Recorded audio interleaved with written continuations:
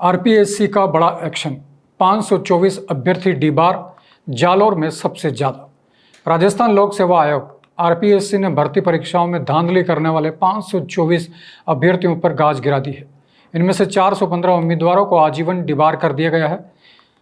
क्या है पूरा मामला और किस तरह से हुआ फर्जीवाड़ा का खुलासा, आइए जानते हैं। नमस्कार, जय हिंद। आप देख रहे हैं भारत अवतार और मैं हूँ शैलेंद्र।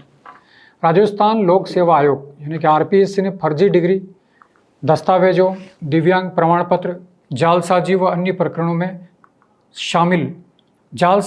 प्रकरणों में 524 संदिग्ध और अपात्र अभ्यर्थियों को भर्ती परीक्षाओं से डीबार कर दिया है।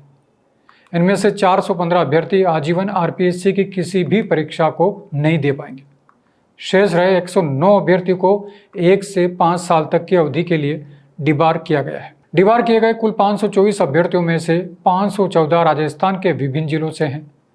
इनमें जालोर में सबसे ज़्यादा 128 उम्मीदवारों को डीबार किया गया।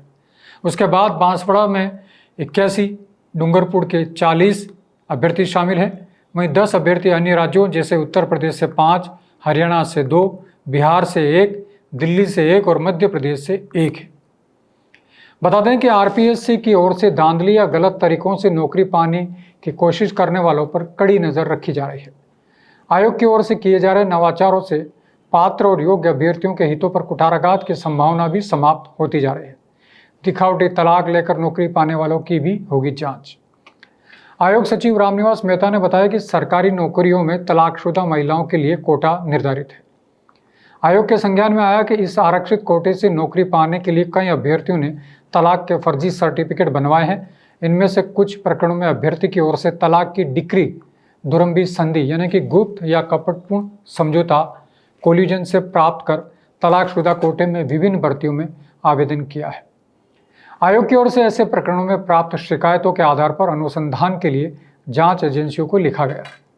इस प्रकार के प्रकरणों में जांच पूर्ण होने के बाद रिपोर्ट फर्जी डिग्री, दस्तावेज के कुल 157 मामले सामने आए।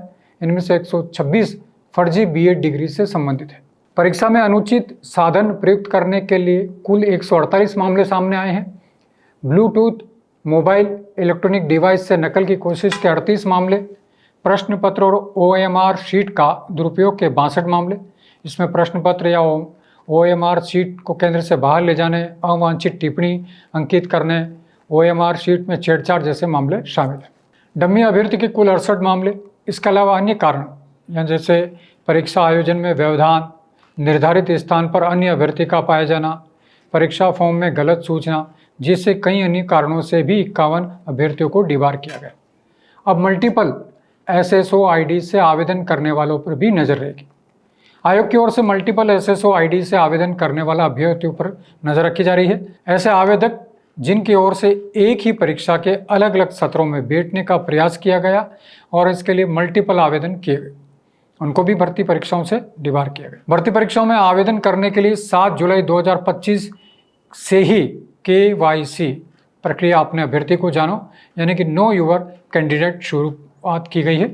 इसके तहत 1 टाइम रजिस्ट्रेशन में आधार, जन आधार नंबर अपडेट करना आवश्यक कर दिया गया है। इसी दिन से यह सुविधा अभ्यर्थियों को उपलब्ध भी करा दी गई है। KYC के बिना आगामी भर्ती परीक्षाओं के लिए आवेदन नहीं किए जा सकेंगे। आयोग की ओर से विभिन्न OTR प्रोफाइल की जांच में सामने आया कि कई अभ्यर्थियों की ओर से एक से ज़्यादा प्रोफाइल के विभिन्न SSO ID के माध्यम से बनाए हुए हैं। ऐसे में दोहरीकरण को रोकने और अभ्यर्थी की पहचान सुनिश्चित करने के दृष्टिकोण से आवश्यक है कि अभ्यर्थी SSO ID द्वारा बनाए गए अपने OTR प्रोफाइल को आधार अथवा जन आधार द्वारा KYC के माध्यम से सत्यापित करें। आयोग का दावा है कि पात्र और योग्य उम्मीदवारों के हितों की सुरक्षा, धोखाधड़ी के लिए कोई जगह नहीं। सरकारी नौकरी में पारदर्शिता और विश्वास के लिए आरपीएससी का यह बड़ा कदम है।